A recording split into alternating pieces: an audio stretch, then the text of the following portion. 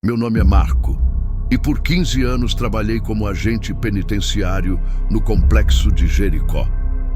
15 anos vendo de tudo, mas nada me preparou para o que aconteceu naqueles 5 casos.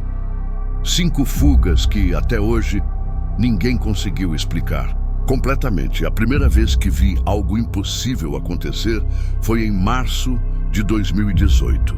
Eu estava no turno da madrugada, aquele horário em que o presídio fica com um silêncio pesado, quebrado apenas pelo barulho distante dos ventiladores e pelos passos dos guardas fazendo a ronda.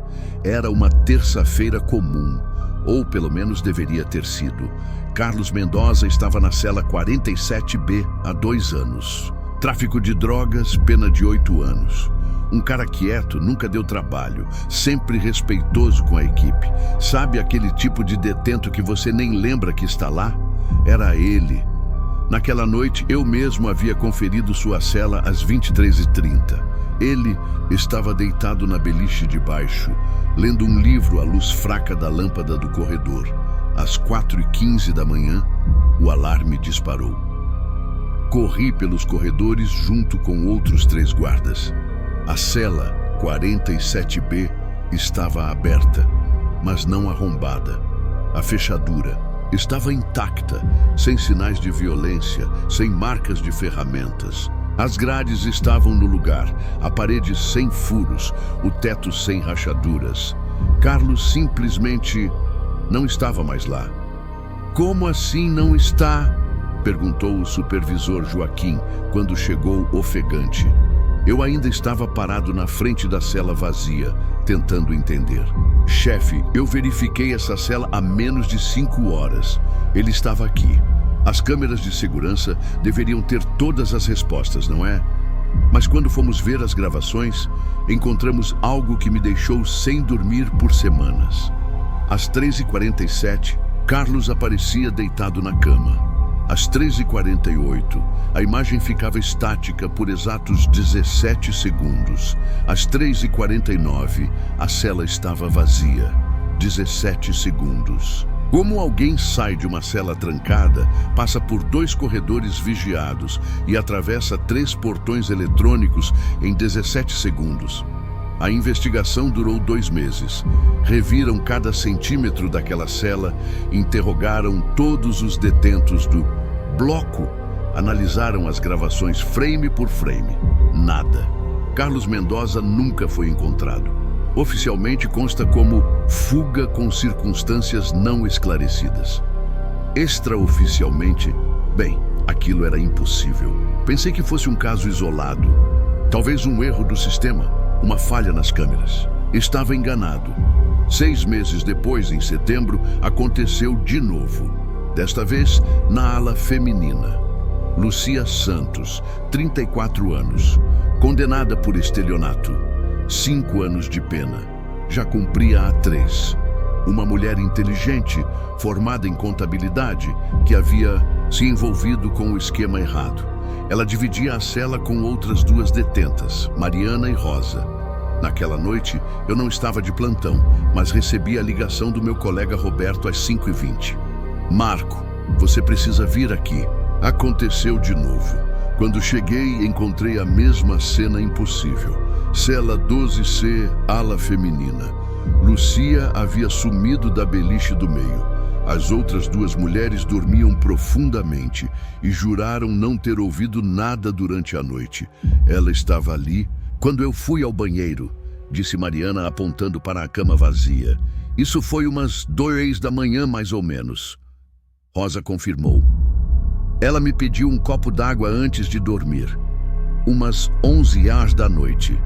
Depois disso, só acordei com vocês chegando.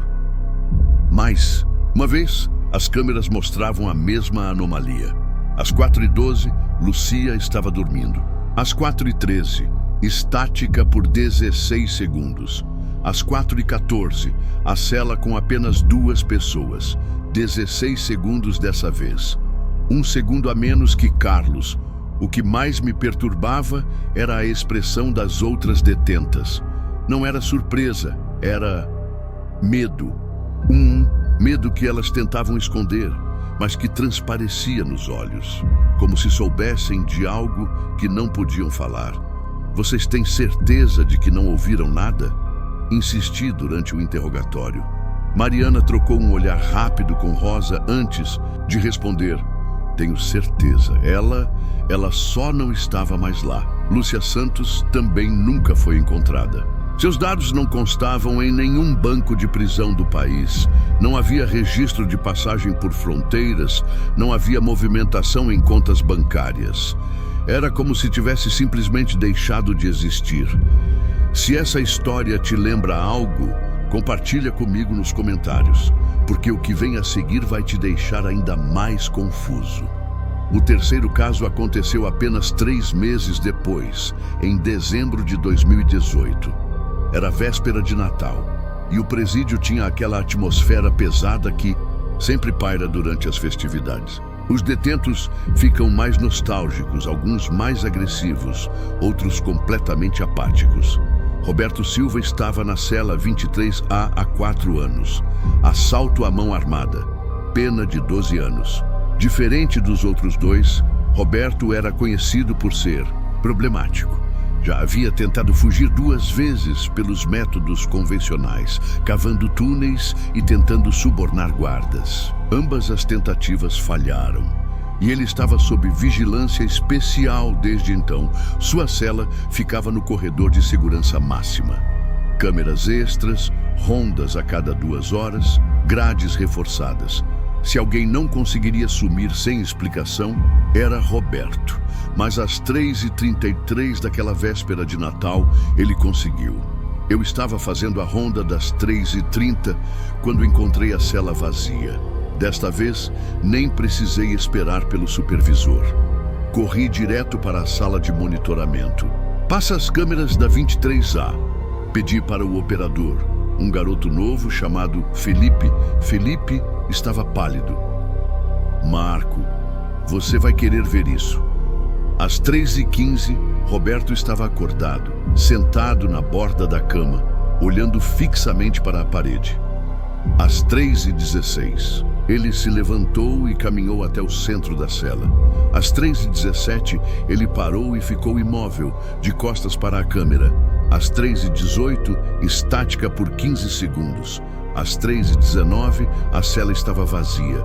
15 segundos. O padrão estava se repetindo, mas agora com 1 segundo a menos a cada caso. Felipe, me mostra de novo a parte onde ele está parado no centro da cela. Assistimos em câmera lenta. Roberto estava imóvel, mas havia algo estranho em sua postura. Ele não parecia estar planejando uma fuga. Parecia estar esperando alguma coisa. Ele sabia que ia acontecer, murmurei. Como assim, Marco? Olha a linguagem corporal dele. Não é desespero, não é ansiedade, é expectativa. Diferente dos casos anteriores, Roberto deixou algo para trás. Um papel dobrado embaixo do travesseiro. Quando abri, encontrei apenas uma frase escrita com letra irregular. Alguns lugares não podem nos segurar. A investigação do caso Roberto foi mais intensa. A Polícia Civil assumiu o caso, trouxeram especialistas em fugas, psicólogos criminais, até um consultor que havia trabalhado com casos similares em outros países. Nada. Roberto Silva se tornou mais um nome na lista dos desaparecidos impossíveis. Mas o que mais me incomodava era aquela frase: alguns lugares não podem nos segurar. O que ele quis dizer com isso? E por que deixou um recado, sendo que os outros 2 não deixaram nada? Comecei a fazer minhas próprias investigações. Revisei os arquivos dos 3 casos, procurando alguma conexão que pudesse ter passado despercebida. Carlos, Lucia e Roberto não se conheciam, não tinham histórico em comum, não partilhavam advogados ou familiares. Nada que justificasse o padrão das fugas. Foi então que descobri algo interessante nos registros médicos do presídio. Carlos Mendoza havia sido internado na enfermaria 6 meses antes de sua fuga. Motivo: episódio de sonambulismo severo. Lucia Santos havia passado pela psicóloga 4 meses antes do desaparecimento, relatando sonhos recorrentes muito vividos. Roberto Silva havia solicitado mudança de cela 3 meses antes, alegando ruídos estranhos durante a madrugada, 3 pessoas com distúrbios do sono, 3 fugas impossíveis, 3 intervalos de estática diminuindo em 1 segundo a cada caso. Você teria feito a conexão no meu lugar? Eu demorei quase 1 ano para juntar as peças e quando juntei, já era tarde demais. O 4º caso aconteceu em maio de 2019.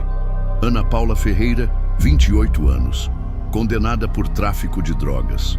Cela 8D, ala feminina. Ela havia procurado a enfermaria 2 semanas antes, relatando insônia crônica e sensações estranhas durante a noite. Desta vez, eu estava preparado.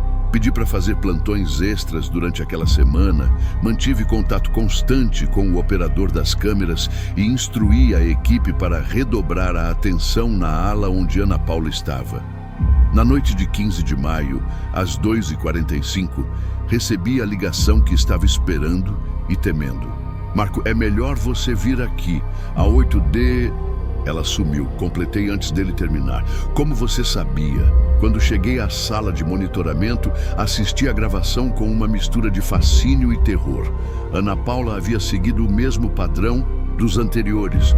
Às 2h30, acordou e se posicionou no centro da cela. Às 2h31, ficou imóvel de costas para a câmera. Às 2h32, estática por 14 segundos. Às 2h33, cela vazia, 14 segundos. O padrão continuava, 17, 16, 15, 14. Mas desta vez, eu havia preparado uma surpresa. 3. Semanas antes, instalei discretamente uma segunda câmera na cela 8D, escondida atrás do ventilador. Uma câmera independente do sistema principal, gravando em um cartão de memória que só eu sabia onde estava. Quando revisei essa gravação, descobri algo que mudou tudo. Durante os 14 segundos de estática da câmera principal, a câmera escondida continuou funcionando normalmente. E o que ela registrou foi impossível de acreditar. Ana Paula não saiu da cela. Ela simplesmente se dissolveu, como fumaça se desfazendo no ar. Eu assisti 10, 20, 50 vezes. Sempre a mesma coisa. Ela estava lá, depois começou a ficar transparente, depois desapareceu completamente. Não havia truques de edição, não havia explicação científica, não havia lógica. Ana Paula literalmente deixou de existir fisicamente naquele espaço. Guardei essa gravação em segredo. Quem acreditaria em mim? Eu mesmo duvidava da minha sanidade. Mas se eu pensava que havia visto o impossível, o 5º caso me mostrou que eu não sabia de nada ainda. Outubro de 2019. Eduardo Carvalho, 45 anos, homicídio culposo, pena de 15 anos. Ele havia procurado o psicólogo na semana anterior, relatando presença de outras pessoas na cela durante a noite, mesmo estando sozinho. Eduardo ocupava a cela 31F, uma das celas individuais do bloco de isolamento. Não havia companheiros de cela, não havia janelas, apenas uma pequena abertura na porta para passar a comida. Se alguém fosse desaparecer de forma inexplicável, aquela seria a cela mais improvável. Na noite de 23 de outubro, eu estava de plantão novamente.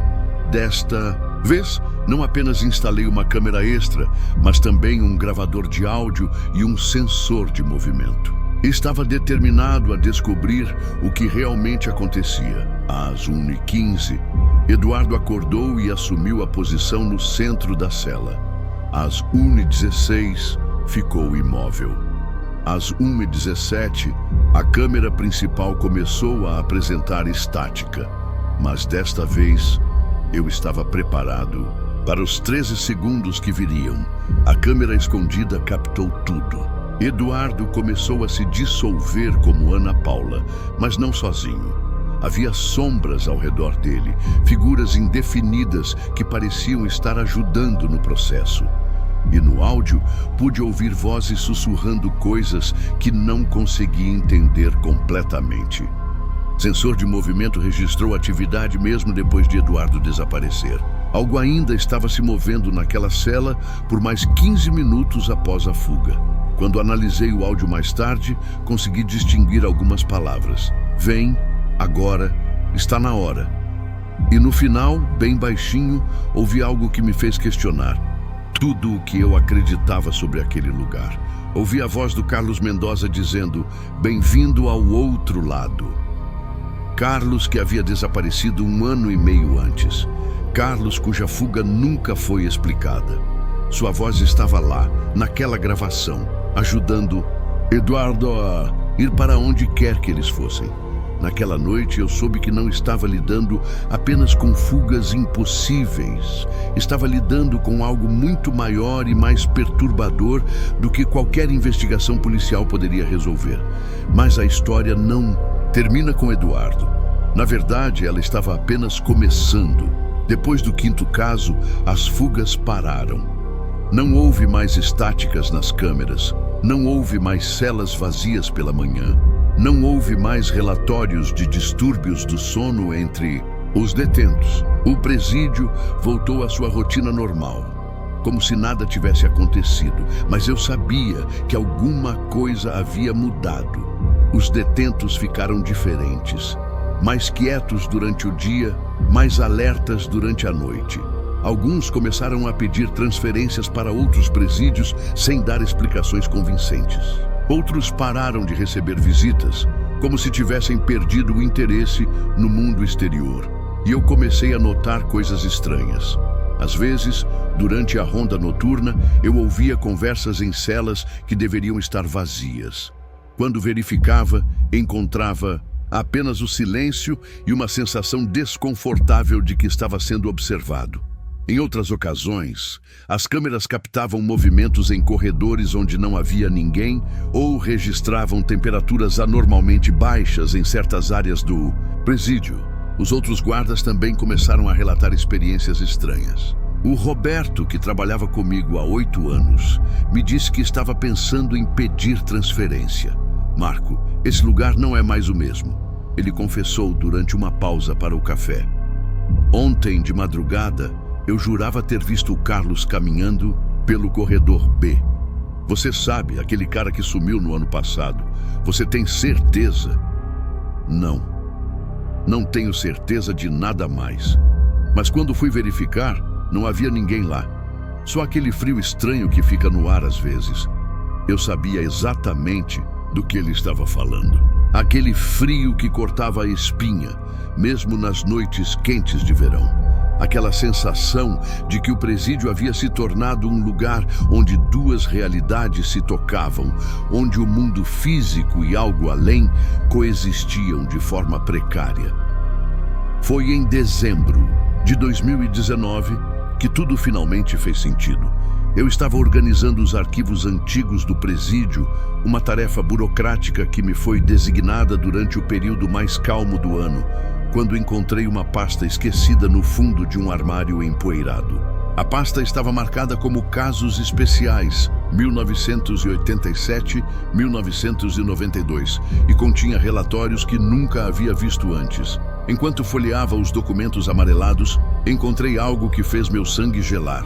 Um relatório datado de 15 de março de 1991, assinado pelo então diretor do presídio, Augusto Mendes. O título era Incidentes Inexplicáveis, Recomendações para Investigação Especial. O relatório descrevia exatamente o que eu havia vivenciado 28 anos depois.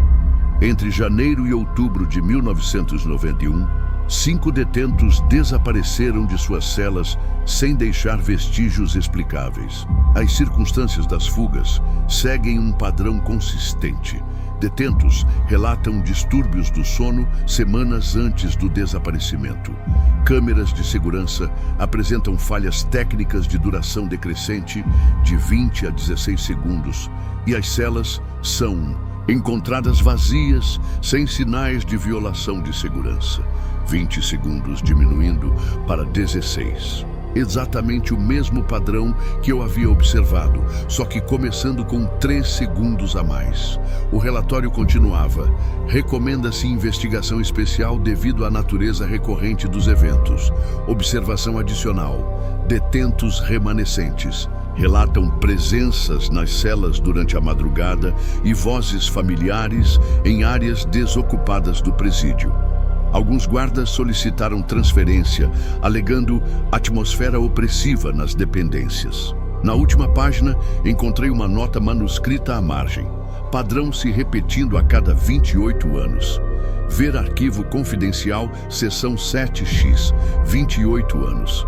Entre 1991 e 2019, exatamente 28 anos. Procurei freneticamente pela seção 7X, mas não encontrei nada no arquivo. Foi quando me lembrei de que o antigo diretor, Augusto Mendes, ainda estava vivo. Ele havia se aposentado em 1995 e morava em um sítio nos arredores da cidade. No domingo seguinte, dirigi até lá.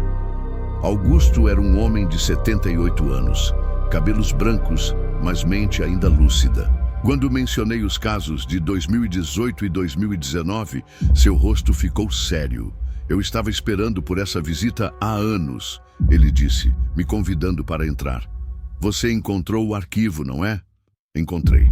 E gostaria de saber sobre a seção 7X. Augusto suspirou pesadamente. A seção 7X não é um arquivo físico, Marco. É o que chamamos de conhecimento que se passa de diretor para diretor, de forma não oficial. Ele serviu um café e começou a contar uma história que mudou completamente minha compreensão sobre aquele lugar. O complexo de Jericó foi construído em 1963, sobre um terreno que tinha um histórico complicado. Entre 1920 e 1940, funcionou ali um manicômio. Antes disso, um cemitério público. E antes do cemitério, bem, a história fica nebulosa. O que isso tem a ver com as fugas? Tudo. Verás, Marco, alguns lugares acumulam energia ao longo dos anos. Sofrimento, desespero, esperança perdida. Tudo isso deixa marcas, e a cada 28 anos essas marcas se tornam mais fortes, mais ativas. Augusto levantou-se e foi até uma estante, de onde retirou uma caixa de madeira antiga. Dentro dela havia fotografias, documentos manuscritos e o que parecia ser um diário. Este diário pertenceu ao Dr. Hermann Schaffer, o último diretor do manicômio. Ele documentou fenômenos similares entre 1938 e 1940. Pacientes que desapareciam sem explicação, sempre seguindo o mesmo padrão. Mostrou-me uma página do diário, escrita em alemão antigo, mas com tradução manuscrita ao lado. 15 de agosto de 1939. O 5º paciente desapareceu durante a madrugada. Maria Fernanda, 32 anos, internada por melancolia severa. Enfermeiros relatam que ela estava em seu leito às 3 horas. Às 3h15, o leito estava vazio. Não há sinais de fuga pela janela ou porta. É como se ela tivesse se dissolvido no ar. Os outros pacientes murmuram sobre vozes amigas que vêm buscar aqueles que estão prontos para partir. Minha garganta estava seca. Doutor Augusto, o senhor está dizendo que... Estou dizendo que há algo naquele lugar que permite certas pessoas atravessarem, digamos assim, para outro estado de existência.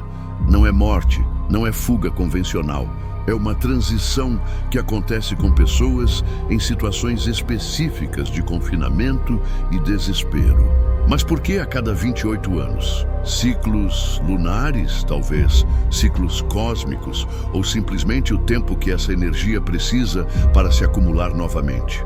O Dr. Schaffer acreditava que o local funcionava como uma espécie de portal que se abria periodicamente para aqueles que estavam sintonizados com sua frequência.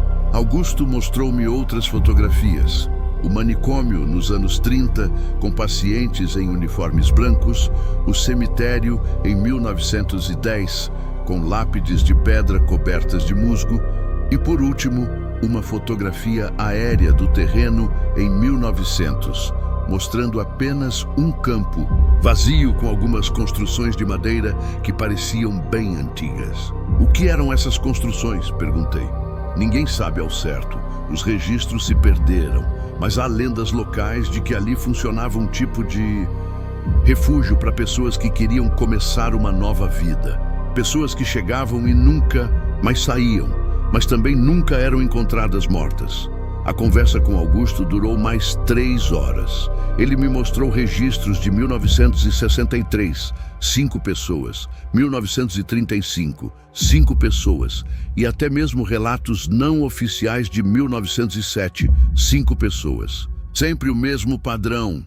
5 desaparecimentos ao longo de 10 meses, sempre seguindo a mesma sequência temporal. E o que acontece agora? Perguntei enquanto me preparava para partir. Agora, você tem a mesma escolha que eu tive, que o diretor antes de mim teve e que o próximo terá. Você pode relatar isso oficialmente, ser considerado louco e provavelmente perder o emprego. Ou pode guardar essa informação, documentar tudo discretamente e passar o conhecimento para quem vier depois. Há uma terceira opção? Augusto sorriu tristemente. Você pode tentar impedir que aconteça novamente, mas eu devo te avisar. Dos 3 diretores que tentaram interferir nos ciclos, 2 tiveram colapsos nervosos e um se tornou o 6º desaparecimento. Voltei para casa naquela tarde com a cabeça fervilhando de informações. Tudo fazia sentido agora. Os distúrbios do sono, as vozes familiares, a sensação de que algo estava chamando aquelas pessoas. Elas não estavam fugindo, estavam sendo convidadas. Mas a pergunta que não me saía da cabeça era: convidadas para onde? A resposta veio de forma inesperada. 3 meses depois, em março de 2020, recebi uma carta sem remetente no meu endereço residencial. O envelope era simples, papel comum, mas o que estava dentro me deixou sem dormir por semanas. Era uma fotografia recente. Eu podia ver pelos carros ao fundo que havia sido tirada nos últimos anos. A foto mostrava 5 pessoas em pé em frente a uma paisagem que eu não reconhecia. Colinas verdes, um céu azul impossível e, ao fundo, construções que pareciam ser de uma cidade pequena e aconchegante. As 5 pessoas eram Carlos Mendoza, Lucia Santos, Roberto Silva, Ana Paula Ferreira e Eduardo Carvalho. Todos estavam sorrindo. Não eram sorrisos forçados ou artificiais. Eram sorrisos de pessoas genuinamente felizes, em paz, radiantes de uma forma que eu jamais havia visto durante o tempo em que estiveram presos. No verso da fotografia, havia uma mensagem escrita à mão. Marco, obrigado por guardar nossos segredos. Este lugar é real, mais real do que qualquer prisão. Aqui somos livres de verdade. Não tente nos encontrar, mas saiba que estamos bem. Quando chegar sua hora, você entenderá. Com gratitude, os 5. A assinatura era de Carlos Mendoza, mas reconheci elementos da caligrafia dos outros também. Olhei aquela fotografia centenas de vezes. Analisei cada detalhe, procurando sinais de manipulação digital, de montagem, de falsificação. Não encontrei nada. A fotografia era real, recente, e mostrava 5 pessoas que oficialmente não existiam mais. Eles haviam encontrado uma saída. Não uma fuga da prisão, mas uma fuga da realidade em si. Durante os meses seguintes, tentei pesquisar sobre o local mostrado na fotografia. Usei ferramentas de reconhecimento de imagem, consultei mapas, falei com pessoas que viajavam muito. Nada. Aquele lugar não parecia existir em nenhum mapa conhecido, ou talvez existisse em um mapa que eu não tinha acesso. A vida no presídio continuou normalmente pelos próximos 2 anos, sem desaparecimentos misteriosos, sem estáticas nas câmeras, sem relatórios de distúrbios do sono. Era como se aquele ciclo tivesse se completado e agora o lugar descansava, recarregando energias para a próxima vez. Mas eu sabia que não era o fim, era apenas um intervalo. Em 2022, fui promovido a supervisor-geral do presídio. Com essa posição, tive acesso a arquivos que antes estavam fora do meu alcance. Foi assim que encontrei algo que Augusto não havia me mostrado: o arquivo completo. Da seção 7x. Ao arquivo, continha registros detalhados dos ciclos desde 1851. Cada 28 anos, exatamente 5 pessoas. Sempre detentos, pacientes ou pessoas confinadas no local. E sempre o mesmo padrão: distúrbios do sono, estáticas decrescentes, desaparecimentos impossíveis. Mas havia algo mais. Nas margens dos documentos mais antigos, encontrei anotações de diferentes diretores ao longo dos anos. E essas anotações falavam de algo que Augusto não havia mencionado: os sinais precursores. 2 anos antes de cada ciclo, começam a aparecer pequenos indícios. Detentos relatam sonhos similares. Guardas sentem presenças inexplicáveis. A temperatura em certas áreas do presídio fica instável sem motivo aparente.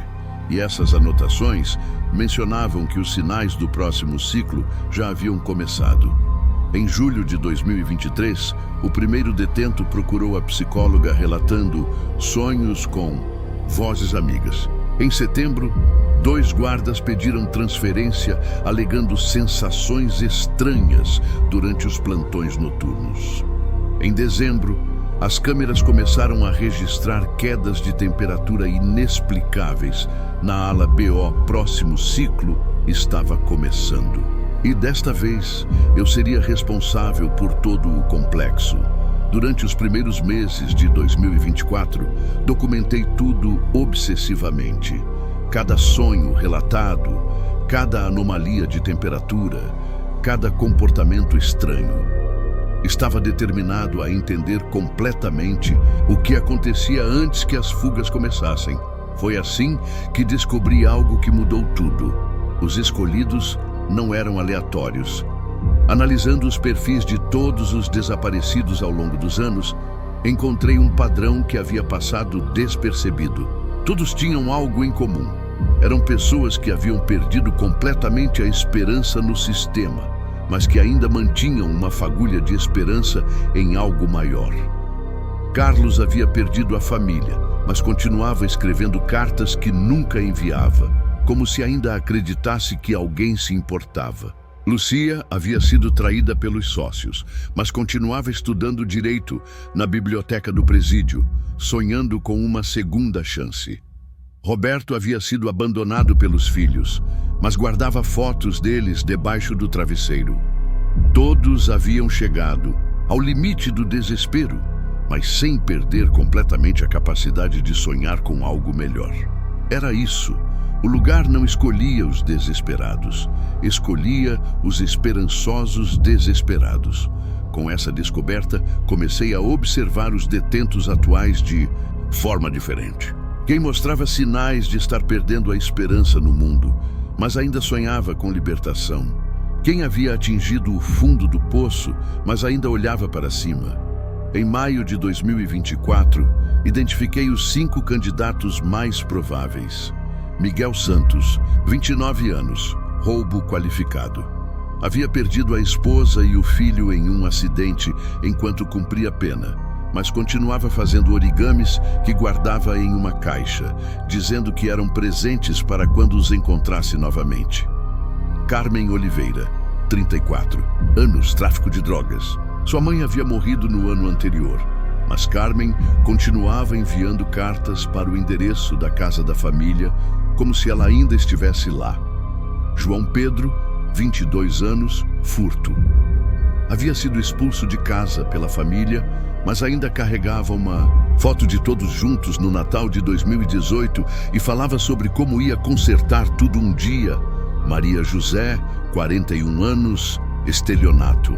Havia perdido a guarda dos filhos, mas continuava crocheteando roupas de bebê que doava para um orfanato, dizendo que toda criança merece ser amada. E por último, Daniel Castro, 38 anos, homicídio culposo.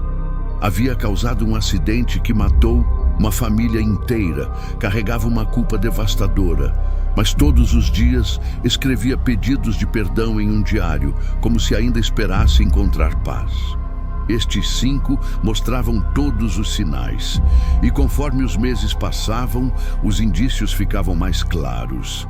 Miguel começou a relatar sonhos onde ouvia a voz de sua esposa chamando-o.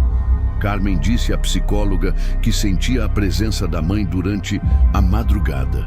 João Pedro passou a acordar no meio da noite, dizendo que sua família estava esperando por ele em algum lugar. Maria José começou a falar sobre um lugar onde as crianças nunca sofrem. E Daniel parou de escrever no diário e começou a dizer que as vozes do perdão estavam ficando mais altas. Era assustadoramente similar aos padrões dos casos anteriores. Em agosto de 2024, tomei uma decisão que mudaria tudo. Decidi tentar me comunicar com eles, não com os 5 candidatos atuais, mas com os que já haviam partido. Se eles realmente estavam do outro lado, como sugeria a fotografia, talvez houvesse uma forma de estabelecer contato. Comecei discretamente. Durante os plantões noturnos, ia até as celas onde os desaparecimentos haviam ocorrido e simplesmente conversava. Falava baixinho, como se estivesse sussurrando para alguém que talvez pudesse me ouvir. Carlos, se você estiver aí, eu gostaria de entender. Você pode me dar um sinal? Lucia, sei que você era uma pessoa inteligente. Me ajude a compreender o que está acontecendo. Roberto, você deixou aquela mensagem. Alguns lugares não e podem nos segurar. O que você quis dizer? Por semanas nada aconteceu. Comecei a me sentir ridículo, conversando sozinho com celas vazias durante a madrugada. Mas então, na noite de 23 de setembro, recebi uma resposta. Estava na cela 47B, a antiga cela de Carlos, quando senti aquele frio característico no ar. As câmeras começaram a apresentar interferência, mas desta vez eu estava preparado e havia trazido um gravador independente. Carlos, eu sei que você está aí. Preciso entender. O silêncio durou quase 5 minutos. Então, através do gravador, ouvi uma voz que reconheci imediatamente. Marco, você não deveria estar procurando por nós. Era Carlos. Não havia dúvida. A voz estava distante, como se viesse de muito longe, mas era inconfundivelmente dele. Por que não? Eu preciso saber a verdade. A verdade é pesada demais para quem ainda pertence a esse lado. Que lado? Onde vocês estão? Um longo silêncio. Depois, estamos onde sempre deveríamos ter estado. Livres, mas essa liberdade tem um preço. Que preço? Você não pode voltar, Marco. Uma vez que você atravessa, não há retorno. E nós não queremos que você pague esse preço ainda. A conversa durou quase 1 hora. Carlos me explicou de forma fragmentada e nem sempre clara o que havia acontecido com eles.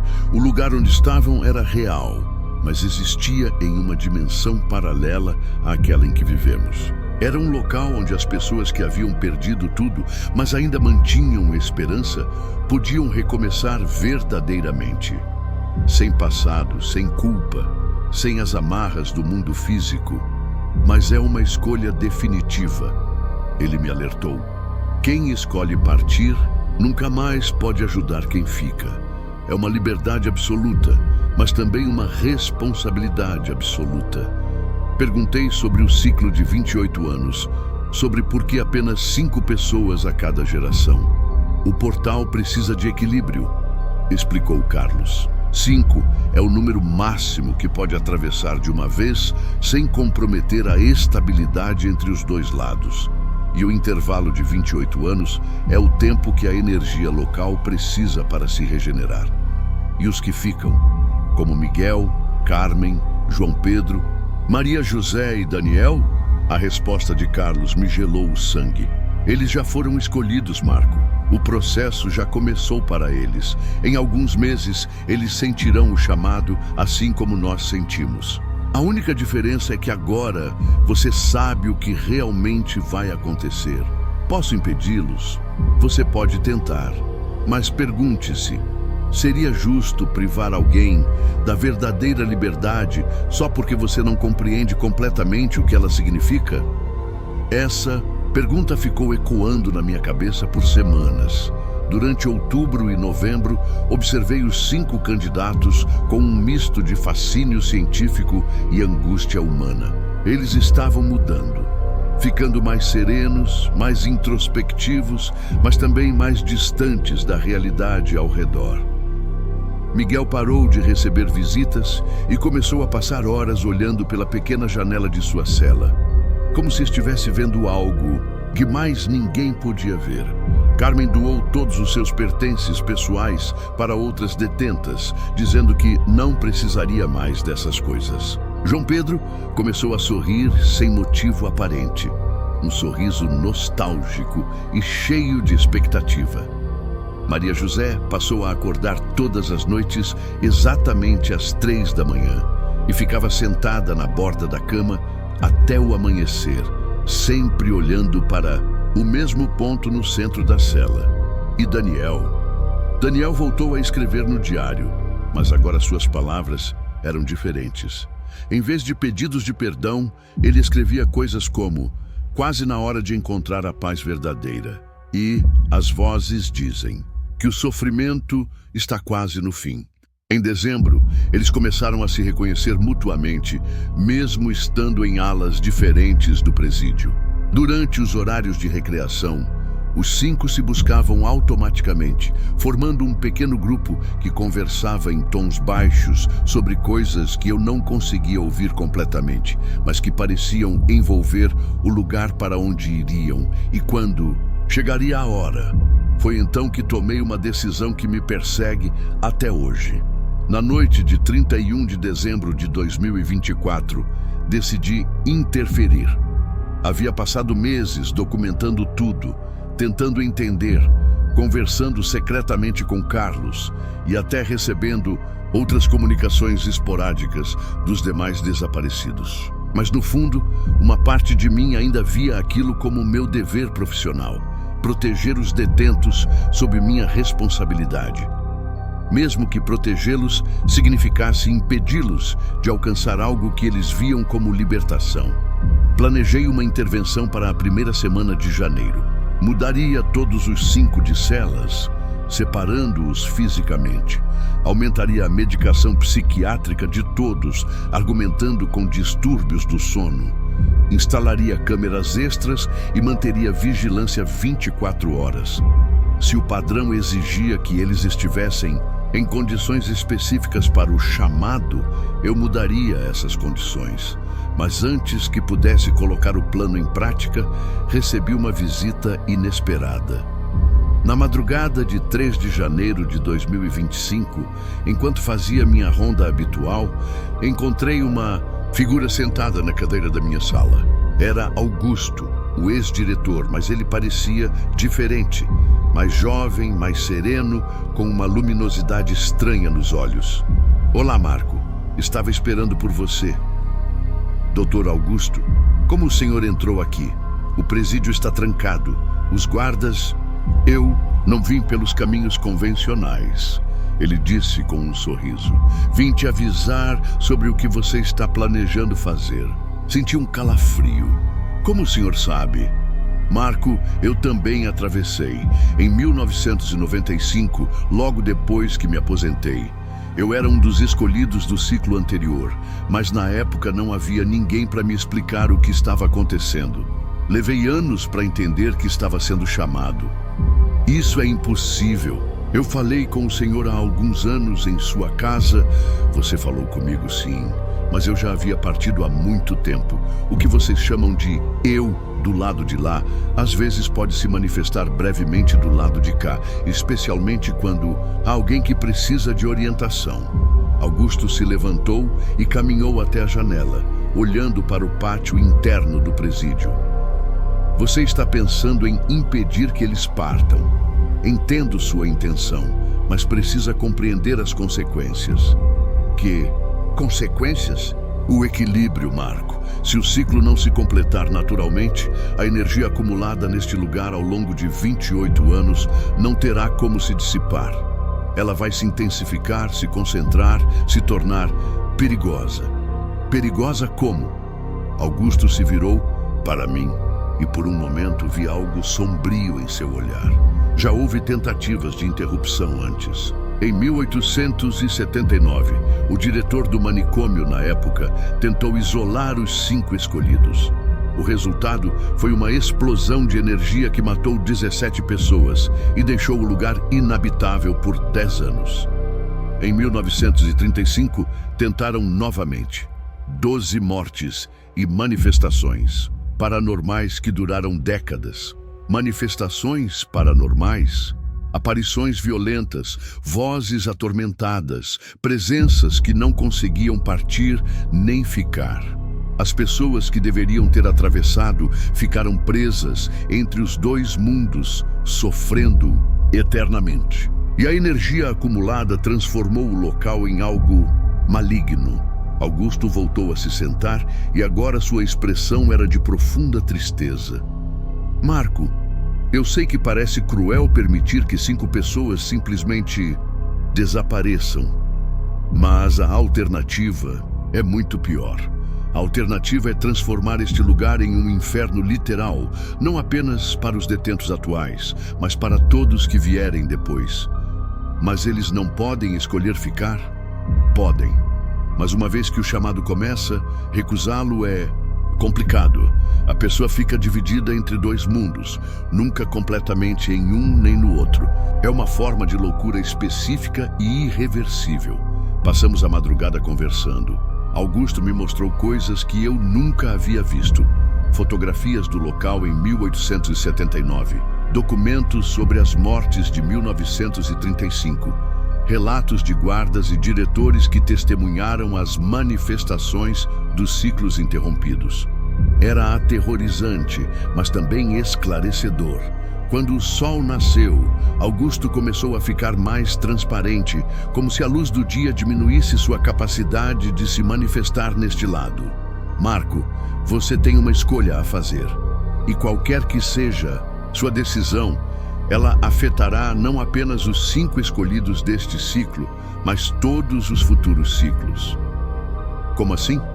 Se você interferir e conseguir interromper o ciclo, assumirá uma responsabilidade que passará para todos os seus sucessores. Cada novo diretor terá que lidar com a energia acumulada e com as manifestações resultantes. Se você permitir que o ciclo se complete naturalmente, assumirá uma responsabilidade diferente, ser guardião do segredo e preparar o próximo diretor para 2052. E se eu simplesmente deixar o emprego? Augusto sorriu tristemente. Não funciona. Assim, Marco, uma vez que você sabe a verdade, uma vez que você se tornou parte desta história, não há como se desconectar completamente. Você sempre será, de alguma forma, um guardião deste lugar. Quando ele desapareceu completamente, com a luz plena do dia, eu sabia qual seria minha decisão. Não interferi. Durante janeiro de 2025, documentei obsessivamente cada detalhe do processo. Os 5 escolhidos ficaram cada vez mais desconectados do mundo físico, mas paradoxalmente mais conectados entre si. Eles pareciam se comunicar sem palavras, compartilhando uma compreensão que eu não podia alcançar. Miguel parou de comer a comida do presídio, mas não mostrava sinais de fraqueza ou fome. Carmen deixou de responder quando chamavam seu nome, mas seus olhos tinham uma paz que eu nunca havia visto antes. João Pedro começou a cantar baixinho durante a noite, sempre a mesma melodia que nenhum de nós reconhecia, mas que era estranhamente reconfortante. Maria José passou a fazer desenhos nas paredes de sua cela usando carvão improvisado. Eram paisagens de um lugar que parecia ser o mesmo mostrado na fotografia que eu havia recebido anos antes. E Daniel estava irradiando uma serenidade quase sobrenatural, como se um peso gigantesco tivesse sido retirado de seus ombros. Em 15 de fevereiro, começaram as estáticas nas câmeras. Primeira noite. Miguel desapareceu às 2h47. Estática, de 19 segundos. Uma semana depois, Carmen desapareceu às 2h31. Estática de 18 segundos. Mais uma semana. João Pedro desapareceu às 3h15. Estática de 17 segundos. Depois, Maria José desapareceu às 1h52. Estática de 16 segundos.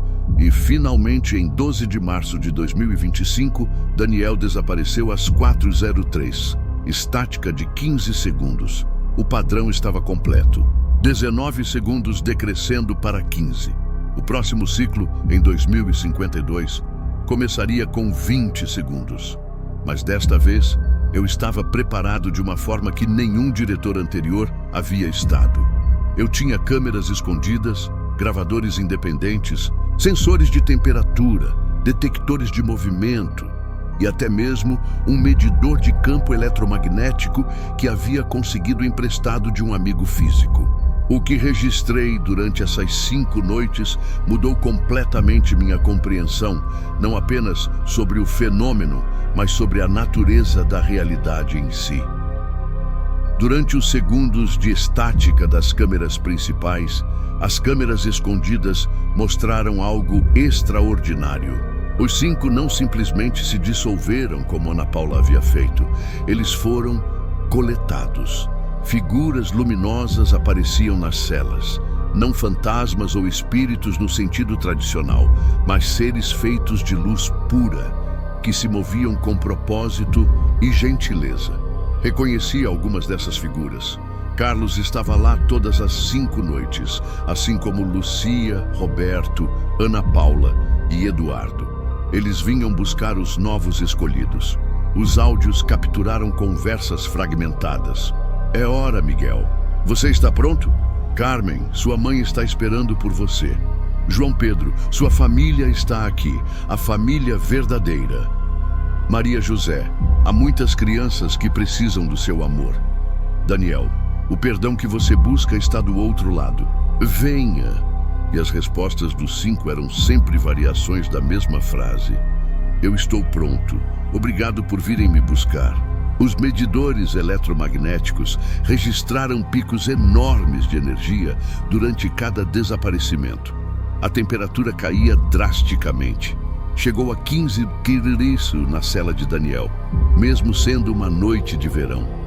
E os detectores de movimento continuavam, registrando atividade por vários minutos após os desaparecimentos, sugerindo que havia muito mais acontecendo do que as câmeras conseguiam captar. Mas o mais impressionante foram as últimas palavras que cada um deles disse antes de partir. Miguel, Marco, obrigado por não tentar nos impedir, você entendeu. Carmen, diga às outras mulheres que há esperança além das grades. João Pedro, a música que eu cantava era de lá. Você vai ouvi-la novamente. Maria José, cuide bem das crianças que ficam. Elas precisam saber que são amadas. Daniel, o peso da culpa não existe no outro lado. Há perdão para tudo. Eles sabiam que eu estava documentando tudo. Sabiam que eu podia ouvi-los. E suas últimas mensagens foram para mim. Uma semana após o último desaparecimento, recebi outra carta sem remetente. Desta vez, eram 10 fotografias. 5 mostravam os antigos desaparecidos. Carlos, Lucia, Roberto, Ana Paula e Eduardo. Ainda no mesmo lugar acolhedor de antes, mas agora acompanhados por outras pessoas que reconheci dos registros mais antigos. Era como se todos os que haviam atravessado ao longo dos anos estivessem reunidos em uma grande comunidade. As outras 5 fotografias mostraram os novos chegados: Miguel, Carmen, João Pedro, Maria José e Daniel, todos sorrindo, todos irradiando a mesma paz que eu havia visto nos outros. Miguel estava abraçado com uma mulher e uma criança que reconheci das fotos que ele guardava, sua esposa e filho que haviam morrido. Carmen estava ao lado de uma senhora, idosa que só podia ser sua mãe. João Pedro estava cercado por pessoas que pareciam sua família, mas todos mais jovens e radiantes. Maria José estava brincando com dezenas de crianças em um campo florido. E Daniel estava conversando com um grupo de pessoas que pareciam em paz, sem nenhum traço da angústia que o havia consumido durante anos. No verso das fotografias, uma única mensagem: Marco, obrigados por ser nosso guardião. O próximo ciclo começará em 2052. Prepare bem seu sucessor. Com amor, os 10. E aí está, a história completa dos 5 casos que ninguém conseguiu explicar. Hoje, março de 2025, sou oficialmente o único guardião vivo deste segredo. Augusto partiu, os antigos diretores já se foram, e cabe a mim preparar tudo para o próximo ciclo em 2052. 27 anos para documentar, para entender melhor, para preparar quem vier depois. Eu poderia ter tentado impedir, poderia ter salvado 5 vidas, na definição convencional de salvar, mas teria condenado dezenas ou centenas de outras pessoas às consequências da interrupção do ciclo. Às vezes me pergunto se fiz a escolha certa. Às vezes acordo no meio da noite pensando nos rostos de Miguel, Carmen, João Pedro, Maria José e Daniel. Eles confiaram em mim para não interferir em seu destino. E você teria feito o mesmo no meu lugar? Me diga abaixo, porque há uma coisa que não mencionei ainda. Uma coisa que descobri apenas recentemente, revisando todos os registros que coletei ao longo desses anos. O padrão não se limita a 5 pessoas a cada 28 anos. Há outro padrão maior, mais complexo. A cada 7 ciclos, a cada 196 anos, algo diferente acontece. Algo que os registros mais antigos descrevem apenas como a Grande Travessia. E 2025 marca exatamente o 7º ciclo desde 1829. O que significa que talvez, apenas talvez, eu não seja apenas um guardião deste segredo. Talvez eu seja também um dos escolhidos.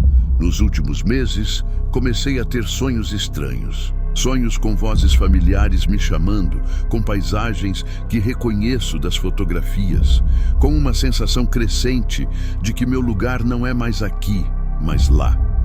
E ontem de manhã, quando acordei, encontrei uma carta embaixo da minha porta. Uma carta com minha própria letra que eu não me lembro de ter escrito. Marco, é quase hora. O 7º ciclo se aproxima e há uma escolha que apenas você pode fazer. Em breve, você entenderá por que foi escolhido para ser o guardião. Por que foi você quem documentou tudo isso? Por que foi você quem teve que aprender a verdade? Grande Travessia precisa de um guia, alguém que conhece ambos os lados, que entende os riscos, que pode ajudar outros a fazer a transição quando chegar a hora. Você sempre pensou que estava protegendo o segredo, mas na verdade, o segredo estava protegendo você, preparando você para algo maior. Quando você estiver pronto, nós viremos buscá-lo. E então, finalmente, você entenderá o que realmente significa ser livre. Com expectativa, o marco que já atravessou. Ainda não sei o que pensar dessa carta. Não sei se é real, se estou perdendo a sanidade, ou se realmente há uma versão de mim que já fez a travessia e está tentando se comunicar. Mas há uma coisa que sei com certeza. Os sonhos estão ficando mais fortes, as vozes mais claras, e a sensação de que pertenço a outro lugar está se tornando impossível de ignorar. Talvez em breve eu descubra se sou realmente apenas o guardião deste mistério, ou se sou também parte dele. Obrigado por me acompanhar até o fim dessa confissão. Ainda há muitas vozes esperando para serem ouvidas. Muitos segredos guardados entre essas paredes. E talvez, muito em breve, você ouça minha voz novamente. Mas dessa vez, do outro lado. Se isso acontecer, você saberá que todas essas palavras eram verdadeiras e que alguns lugares realmente não podem nos segurar para sempre.